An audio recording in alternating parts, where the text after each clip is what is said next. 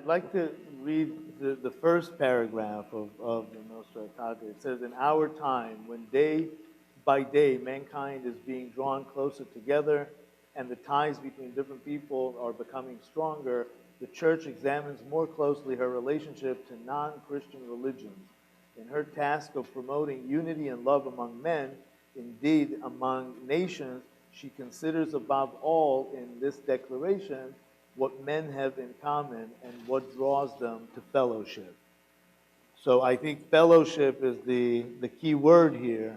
That and I have to say, when you deal with communities as a congregational rabbi and other clergy that deal with community, you know, when people come with issues and there's conflict, it's amazing how when you're the clergy, immediately you automatically you take a kind of an objective place, and you just want the conversation to flow, that it will become, instead of a hostile conversation, just friendly conversation, because what you're trying to, bottom line, save, and I think families have the same challenge, is the fellowship.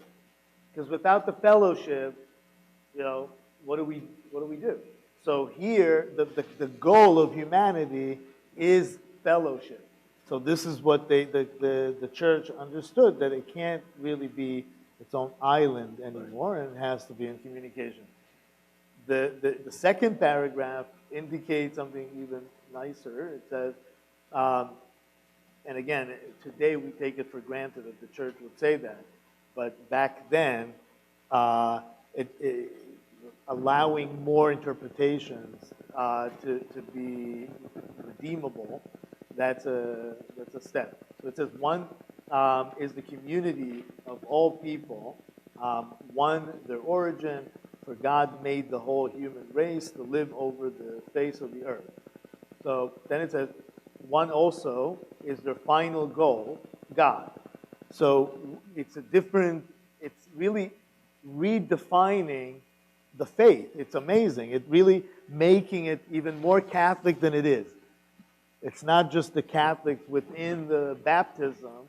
It's going beyond that Catholicism as the smaller C, right. Catholicism as inclusive of all. And it goes beyond that to include all the rest of the world.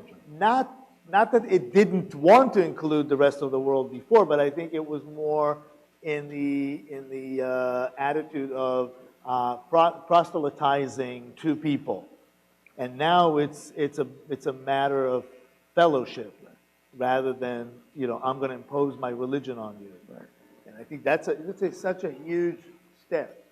Yeah, when we had heard, in days gone by when I was growing up, we were taught that missionaries would go out and their main job would be to convert, obviously to work among the natives and convert to, hopefully, to the Church.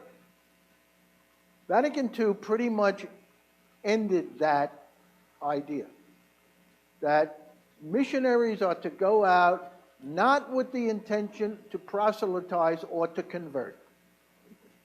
They were to treat everyone that they ran into as human beings in the image of God, worthy of human dignity.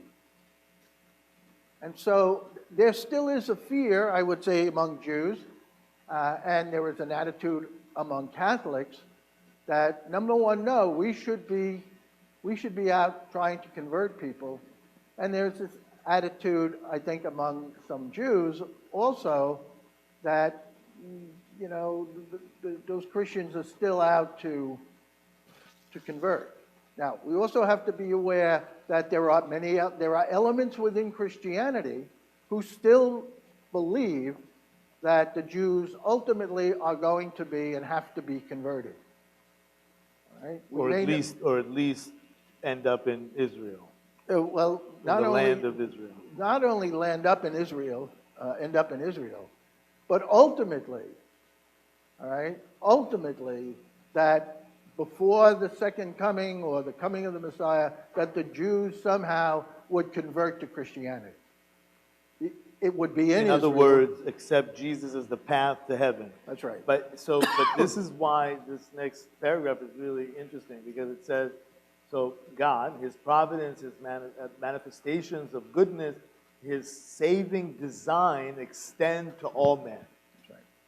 This is a huge thing, because it says that the redemption, right, his saving, if they're not, I mean, I don't know the original word, what it means in the original language, right, but in English, they chose the translation, at least for this, this is the official language that the Vatican translates it, is saving design. Right. So it means that you can be saved or redeemed either way. So I see this as probably the biggest statement. Yeah, and again, too, there's always been a question of what the word "save" means, too. I think it's ambiguous by design. Right, but I do think that the better understanding of the word "save" or salvation has something to do with health, and health means being whole. Right? And to me, salvation has something to do with looking towards the health and wholeness, becoming whole. If you are saved, it means that you somehow have become whole. I like to call it integrated, that you're able to, take all the fragments of your life somehow, and they somehow work together in harmony. I think you include everything. That's right.